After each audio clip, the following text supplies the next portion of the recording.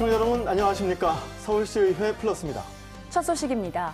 여성의 경제활동 참여를 높이기 위해 매년 수천억 원의 예산을 투입하고 있지만 그 성과는 미미한 상황인데요. 이에 서울시의회가 여성 경제활동 지원에 새로운 해법 마련을 위해 토론회를 개최했습니다. 이 자리에 참석한 오승록 서울시 의원은 취업지원기관 간의 중복 업무 발생으로 예산이 효율적으로 운영되지 못한다고 지적하며 운영 방법을 개선해야 한다고 말했습니다. OECD가 발표한 지난해 국가별 여성 경제활동 참가율입니다.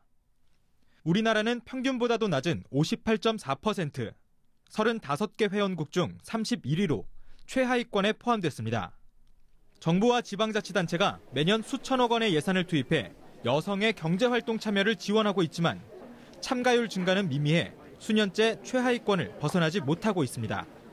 이에 따라 지원 정책의 변화를 요구하는 목소리가 이어졌고 24일 서울시의회가 여성 경제활동 전문가들과 함께 대책 마련을 위한 토론회를 진행했습니다. 280억을 투자해서 2만 3천 개 일자리를 만들어내고 있습니다. 이 정도 예산을 쓰면서 2만 3천 개 만들어낸 게 많이 만들어낸 건가? 적긴가? 이런 걸 고민하는. 먼저 여성 취업 지원 기관의 비효율적인 운영을 개선해야 한다는 의견이 제기됐습니다. 각 지방자치단체가 개별적으로 취업 지원 기관을 운영하면서 중복 업무가 발생해 예산이 효율적으로 운영되지 못한다는 겁니다.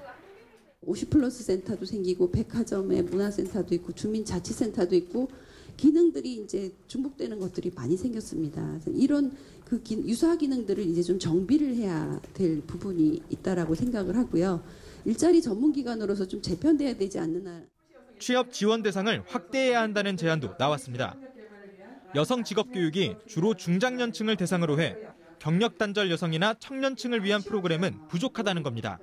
그동안 주력하지 못했던 청년 여성 취업 지원 전문성 부족을 인식해서 기존 종사자의 20, 30대 맞춤 상담 역량을 강화함은 물론 서울시의회는 지속적인 논의를 통해 여성 경제활동 활성화를 위한 정책 대안을 마련하겠다고 밝혔습니다.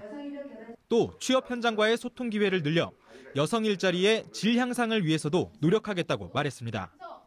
TBS 김승환입니다. 서울시가 시로 읽는 한국의 역사 100년 가족과 고향전을 개최했습니다. 시대를 반영한 시와 시화들은 물론 시민들을 위한 다양한 행사도 진행됐는데요. 개막식에 참석한 김기만 서울시의원은 시민들이 이번 전시를 통해 시와 더욱 가까워지기를 바란다며 향후 시 전시회를 확대할 계획이라고 밝혔습니다. 여러 회사들이 입주한 종로의 한 고층 빌딩의 로비. 평소와 달리 한국을 대표하는 시들과 이들을 그린 시화들로 가득 찼습니다. 다른 한쪽에서는 시인 고은의 특별 강연도 펼쳐졌습니다. 서울시가 2017 현대시 전시회 시로 읽는 한국의 역사 100년 가족과 고향전을 이달 23일부터 27일까지 종로 시그나타워에서 개최합니다. 어린이 합창단의 공연과 축사, 시 낭송으로 이어진 개막식을 시작으로 5일 동안 시민들을 위한 다양한 프로그램이 진행됩니다. 서울 시민들이 이 풍요로운 가을을 맞이해서 시와 좀 더 가까워지고 또한 우리 시민들이 이런 문화 향유를 통해서 힐링할 수 있는 그런 좋은 기회가 될 거라고 생각하고 서울시에서도 적극적으로 이런 그 시 전시회를 또 확대해. 이번 전시회에서는 1920년대부터 한국의 100년 역사를 함께한 시들이 중심을 이뤘습니다. 조국을 잃은 암담함을 보여주는 일제시대부터 한국전쟁으로 인한 이별과 폐허, 고향의 상실을 노래한 해방 이후 시기. 마지막으로 개인의 서정적 감성 속에서도 가족애를 잊지 않은 80년대 이후까지 시대에 따라 가족과 고향을 노래한 시들을 볼 수 있습니다. 2회 때는 오감으로 즐기는 시를 중심으로 시민들과 함께 했고요. 3회째에는 시로 읽어보는 역사, 한국의 100년사를 훑어보는 그러한 아주 의미 있는 시간이 될 겁니다. 개막식 전부터 많은 시민들이 전시장을 찾아 시를 읽고 시화를 감상했습니다. 전체적으로 가족에 대한 얘기들이 많이 담겨 있는 게 좋고 한번 다시 생각하게 되는 게 된 것 같아요. 그래서 이런 행사가 많이 있으면 좋겠어요. 전시와 함께 시민들을 위한 다양한 행사도 진행됩니다. 도자기 위에 시를 쓰고 그림을 그려보는 체험 프로그램과 신앙송대회, 인문학 특강과 각종 공연이 행사 기간 내내 펼쳐질 예정입니다. 27일까지 진행되는 이번 전시회는 짧은 기간이지만 일상에 지친 시민들에게 도심 속 휴식 공간이 될 전망입니다. TBS 이홍석입니다.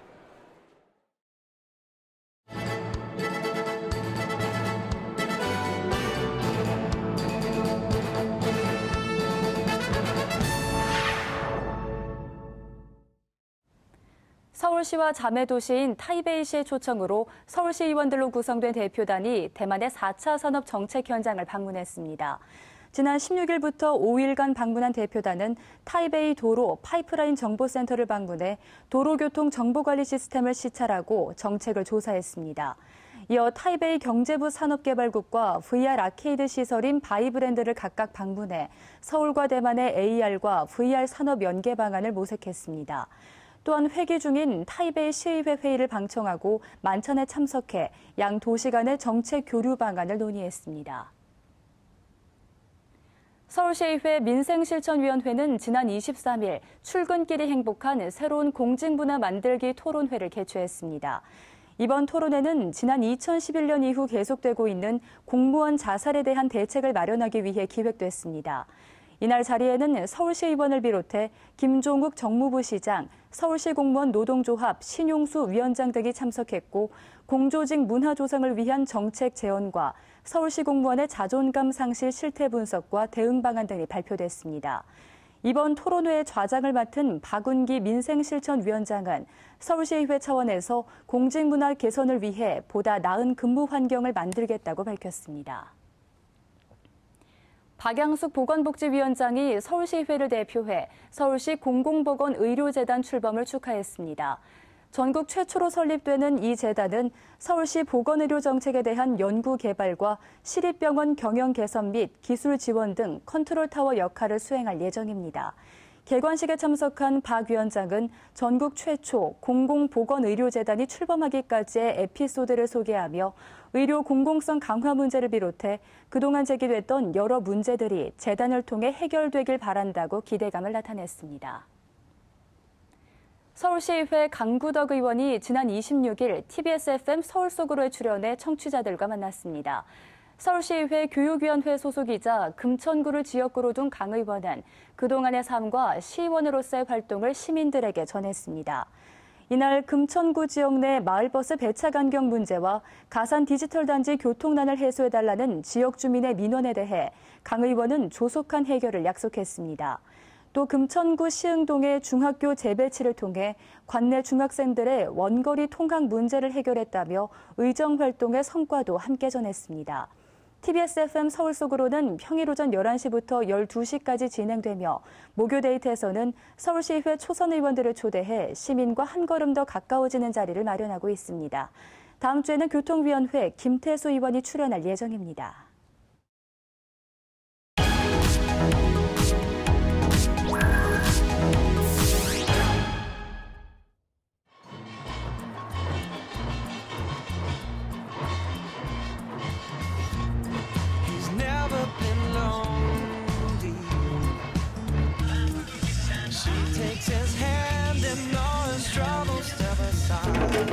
좋습니다.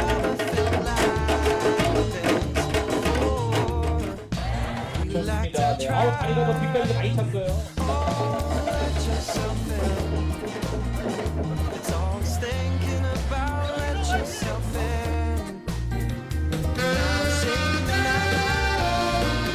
감사의 뜻을 소중히 담아 이 패를 드립니다.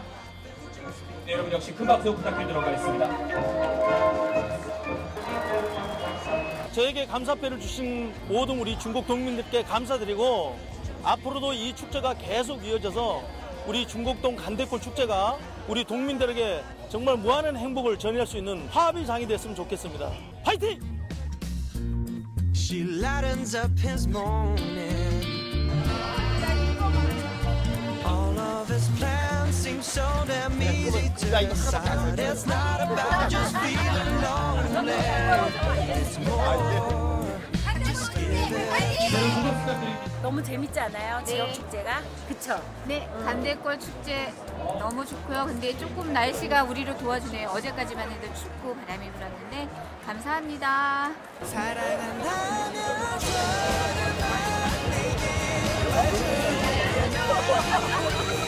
네, 지금까지 24번. 맛있어요. 너무 재밌어요. 수고하시는데.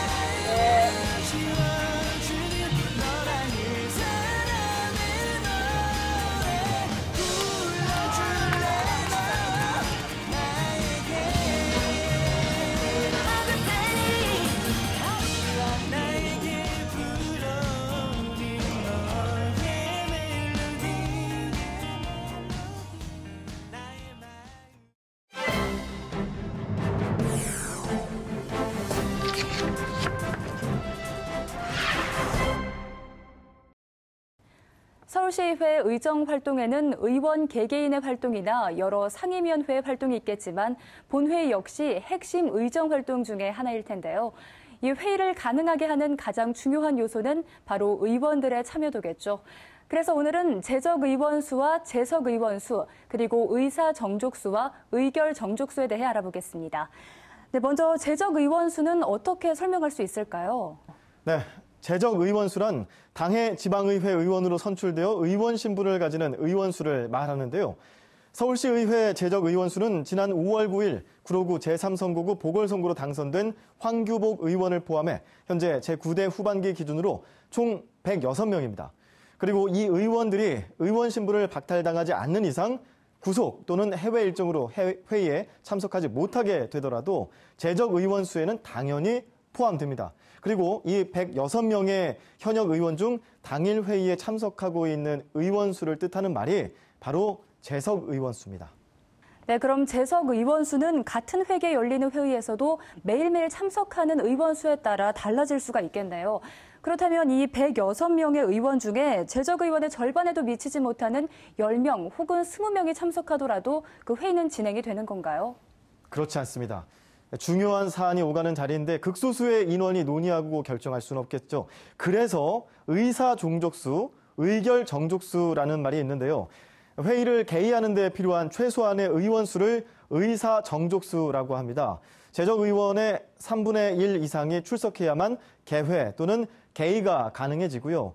위원회 회의의 경우에는 마찬가지로 소속 의원들이 3분의 1 이상 출석해야만 하죠. 재적 의원 3분의 1 이상 기준에 한 명이 모자라더라도 회의는 열릴 수가 없습니다. 서울시 의회의 경우 106명의 3분의 1, 35명인데요. 그 이상인 36명이 참여할 경우에 개회 또는 개의가 가능하게 되죠. 이렇게 의사 정족수를 못 채우거나 겨우 채우는 경우는 거의 없지만 이런 경우가 생긴다면 시민들의 비판과 비난을 면할 수가 없겠죠. 네, 의원들의 의정 활동 중 이 회의 참석은 기본 중에 기본일 텐데요. 자, 그렇다면 의결 정족수는 말 그대로 안건을 의결하는 데 필요한 의원 수를 말하는 거겠죠? 그렇습니다. 정확합니다. 의결 정족수는 지방자치법에 특별한 규정이 없는 한 재적 의원의 과반수 출석과 출석 의원의 과반수 찬성으로 의결하도록 되어 있습니다. 만약에 예를 들어 보겠습니다. 재적 의원 106명 중 3분의 1 이상, 그러니까 36명이 회의에 출석했습니다. 이런 경우에는 의사 정족수는 충족했으므로 개의나 개회를 할 수는 있습니다. 하지만 의결 정족수의 기준인 과반수, 그러니까 54명 출석을 채우지 못했으므로 의사 활동, 의결 활동을 진행할 수 없게 되는 거죠. 만약 이런 상황이 발생한다면 이 역시 시민들의 비판을 피할 수는 없겠죠. 반대로 54명이 출석해서 의사 정족수와 의결 정족수 모두를 충족했을 때는 의결이 가능해지는데요. 출석 의원의 과반수인 28명이 찬성했을 경우에 안건이 가결되는 거죠. 네, 현실적으로 모든 구성원의 회의 출석이 어렵기 때문에 이런 규정이 있는 게 아닐까 싶은데요. 하지만 시민들은 서울시의원들이 성실히 회의에 참석하고 보다 참여율을 높여 시민을 위한 다양한 안건들이 심도 있게 논의되기를 바랄 것입니다. 오늘은 재적 의원과 재석 의원 수, 그리고 개의와 의결이 가능한 기준을 설명하는 정족수에 대해 알아봤습니다.